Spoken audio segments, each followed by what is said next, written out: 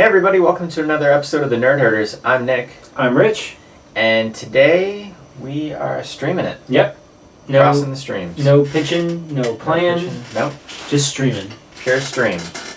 All stream. All the time. Nice, healthy stream. Yes. Steady. Steady, yes. Not too forceful. No blowback. No. Do you watch Curb? I do watch Curb. No blowback. Yeah. For those who don't know how this works, we primarily keep the focus on Netflix because we feel like that's what most people have. Maybe we'll start branching out a little bit. We'll see. But for now, we focus on Netflix. Each week, Rich and I choose a movie that is streaming on Netflix for the other to watch, or whatever is streaming. Something streaming, TV, whatever.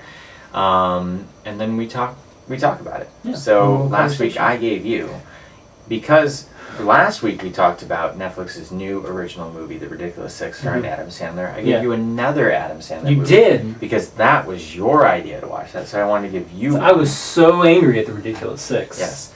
So I gave you another one from a now Academy Award nominated director, Tom McCarthy. His previous movie was The Cobbler. Yes. And you watched it. I did watch it. I've never seen it. I love Tom McCarthy.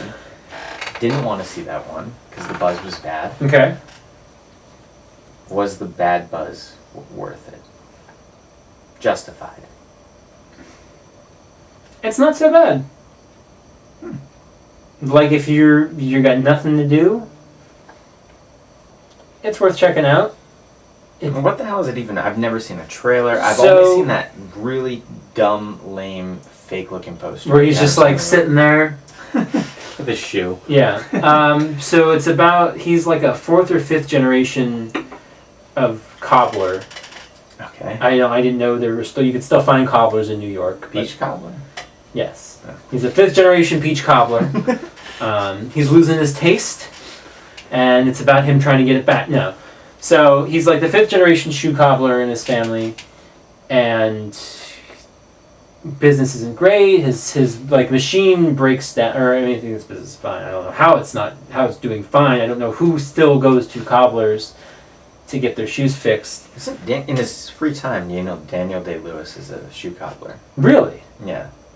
I don't know how he gets business either, but that's what he does. Because when it's not acting. I would break my shoes just to go to Daniel Day-Lewis's cobbler store. Giving amazing performances. Yeah. Just cobbling shoes. But anyway, I bring him a milkshake. So his business is. So he's got his business, and his stitcher or whatever break. His machine that he uses to re-stitch the shoe. Is there somehow magic involved? There is magic involved. We're getting there. Well, no. So whatever the machine is, I didn't know. I knew nothing about cobbling shoes or fixing shoes, but his stitcher machine, whatever it is, breaks. Mm-hmm. So he goes into his basement, and so to set it up, his father has abandoned him, is out of his life. He lives with his mom, who's kind of senile.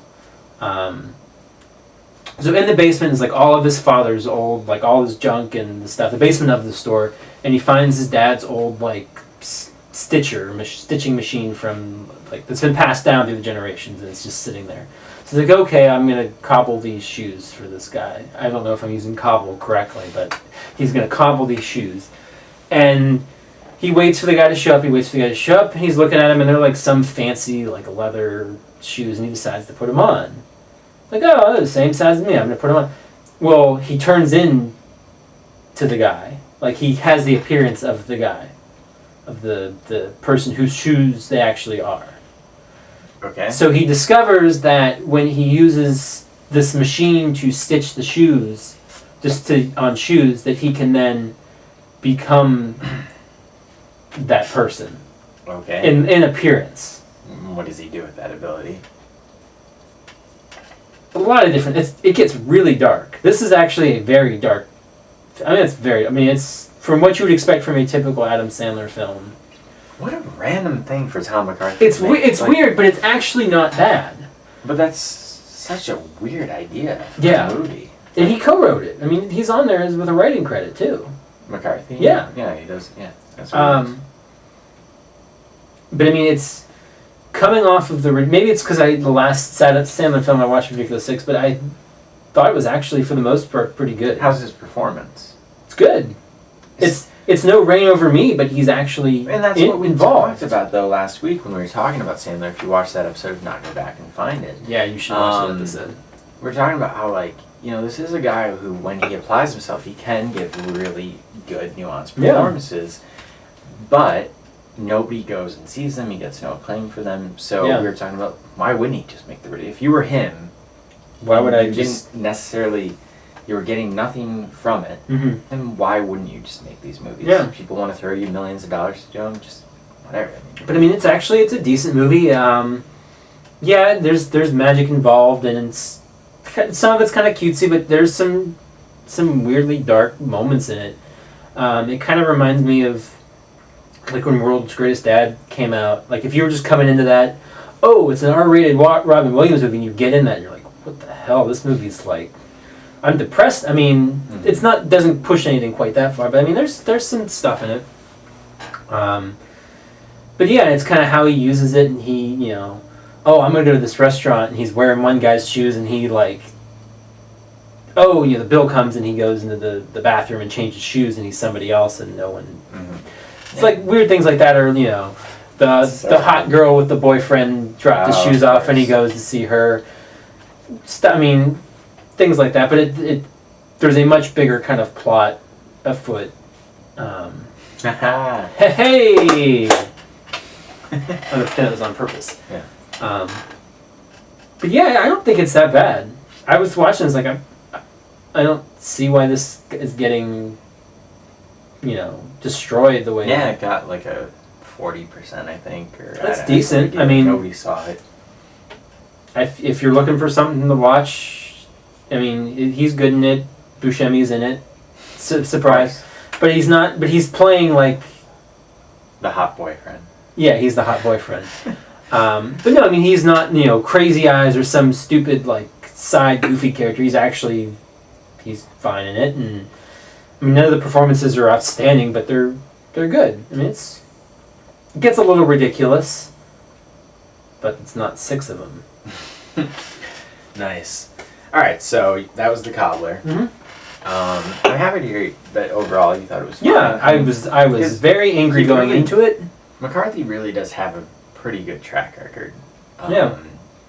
And it's weird that he had that blemish, and it's nice to hear that maybe it's not that big of a blemish. I'll watch it soon. I think it's definitely the weakest of his stuff. Okay. Like, I love Spotlight. Win-Win and The Visitor are kind of the same level. Like, they're good, but I'm not like, oh my god, these are great. And then this is like, it's fine. Like, it's a decent little movie. And like, The Station Agent is really good too. You should see that if you haven't. I haven't seen it. Cool. So you gave me so a few weeks, a couple months back maybe now, you gave me Lars von Trier's Antichrist. Yep. A movie that I thought made me feel uncomfortable. I respected its filmmaking and its performances, but it really wasn't for me. Yeah, I would say. Okay. Was my takeaway on that one. But yeah, great performances, really well shot. And now you give me another film from him, Melancholia. It's kind of Melancholia is like the second sort of in his like Depression trilogy, which is closed out with Nymphomaniac. Okay. Which I may have you watch another day. We'll see. We'll see. So, knowing how I felt about Antichrist, what do you think I felt about Melancholia? Let's analyze me. Are you... I am half expecting you to hate it. But it's a very... While it's got some similar themes, it's less kind of uncomfortable than Antichrist is. So I could see you maybe liking it more. I don't know. I'm not sure where... Okay. Well, I mean, I'll just talk about it. Okay. So I remember even back when Melancholia came out in 2011, which, you know, I was looking up some stuff on the movie afterwards and reading some critical reviews, and just now that I've seen it. And I was shocked that it was 2011 because it feels like it was just yesterday. It's weird because I remember Kirsten Dunst winning Best Actress at Cannes, and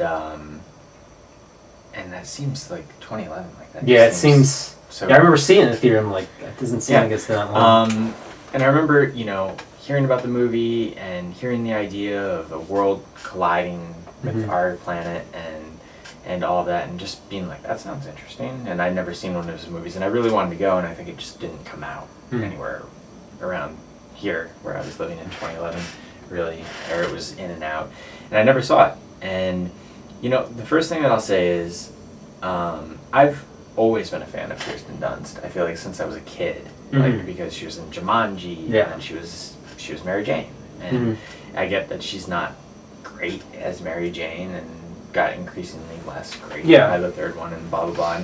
But I feel like a lot of people grew to not like her.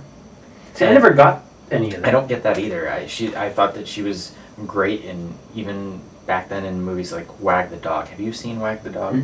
Oh man!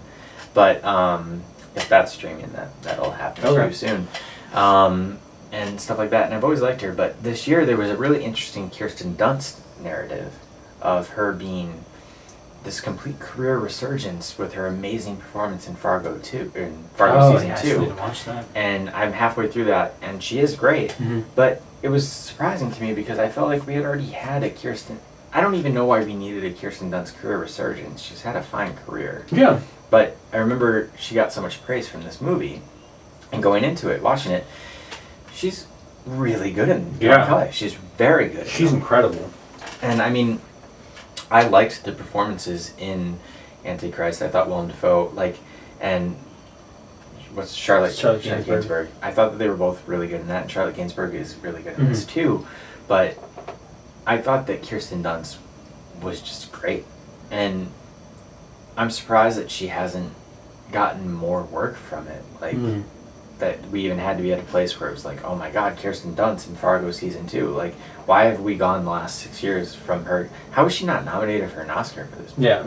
Well, I mean, it's Von Trier. If we talk about politics and... But he has been up for... Not in a long time. No, I know, but... Yeah, I mean, this is also the same press tour where he was making jokes about being a Nazi and all that stuff, and... Yeah. I could see the Academy and trying to distance themselves from that. And, you know, it was also so surprising because I know he's done great stuff, and I know him from the 80s and The Lost Boys of Kiefer Sutherland I'm talking about. But to me, like, the guy, since 2001, has just been jacked out. Yeah. And he gives a performance in this, too. And right down the line. And the interesting thing about it is, I get it's the second film in his Depression trilogy, and we'll see how Nymphomaniac is. I'm sure you'll give it to me, like you said.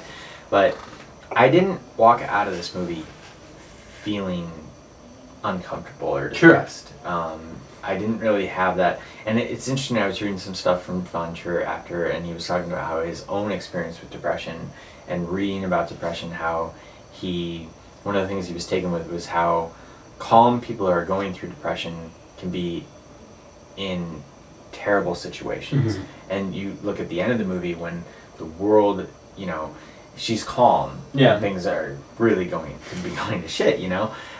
She's the only one really equipped to deal with things actually. And I watched the movie, and I kind of thought it was a weird note, you know, for her. And then I read about, because I've never gone through depression. I've never heard that about certain people who go through depression. Reading about it after was really interesting, and it was really interesting if that was his take for this movie on depression, and coming off of what Antichrist was. Drastic differences. Oh, absolutely. And it would be interesting to see, you know, knowing kind of what Nymphomaniac is about. I've also heard certain things about people who go through depression and just how they don't care about what happens to their body and blah blah blah blah blah. And I can imagine where it goes, but I definitely liked it a lot more than Antichrist. What is your? I really like it. It's drastically different. I've always kind of described it and heard it described sort of. It's a beautiful film about the end of the world. Like it's John Hurt too. I wanted to talk about that guy. Like, what a resume. What a resume he has. I mean, even recently, like, popping up... did you see Only Lovers Left Alive? Yes. Like, even, like, just popping up in movies like that. Like, it's amazing that he still does stuff. And he's always so good. He's always great, yeah. Always leaves an impression. But sorry. No, I mean, yeah, like, it's such a gorgeous movie, and it's done so well, and the performances across the board. Like, there's not, like, a bad performance in it. Even like the there's always talk, don't work with children and animals, don't work with them, child actors suck, yada yada. Even the kids are like good, and one or two, I don't remember. It's been on. I wanted to rewatch this before I had this discussion. We've talked about. I do have a huge issue. I feel like more than anything else, child actors can ruin a movie, and it's so refreshing when they don't. And another movie that I heard recently really lifts a movie to greatness was Room. I'm excited to see Room, to see that kid's performance. But yeah, I feel like you have given me a few films with good child performances, because I feel like we've brought this up a few times. But yeah, I mean, does it make me want to rush and watch Nymphomaniac? I don't know, because I feel like Nymphomaniac might be... They're the same, it's another drastic, like, difference. Right, exactly, yeah. But he is a very interesting filmmaker, for sure. Now, these are still the only two Von Trier films that you... Okay. Yeah. I may have to give you something a little further back at some point. Oh gosh, can't wait. I'm gonna start just giving you just some filmmaker that you probably won't like, but maybe you will. To be fair, you liked this, so I... Yes, I know, yes. But you didn't think that I would. I know, I didn't know. Alright. I know it's a very, like...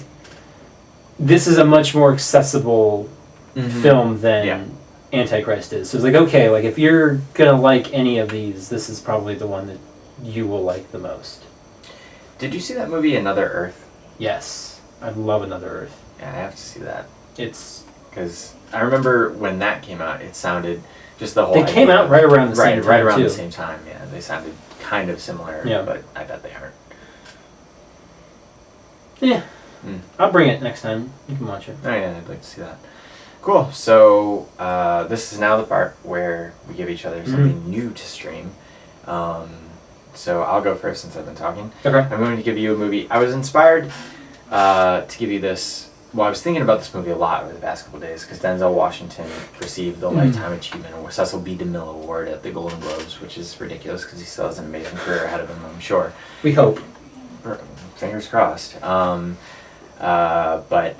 Denzel Washington, one of his finest performances, Academy Award-winning performance, was in Training Day, a movie that you have not seen. Correct. It's a movie that is 15 years old now and is still the movie whenever Antoine Fuqua makes a movie directed from the director of Training Day. So I want you to find out why they still say that. All right. Why did Denzel win an Oscar? And you're going to give to me. So, you gave me last week, you gave me The Cobbler. I did. As sort of you suggested we watch Ridiculous Six. Well, screw you, here's The Cobbler. Okay. Enjoy.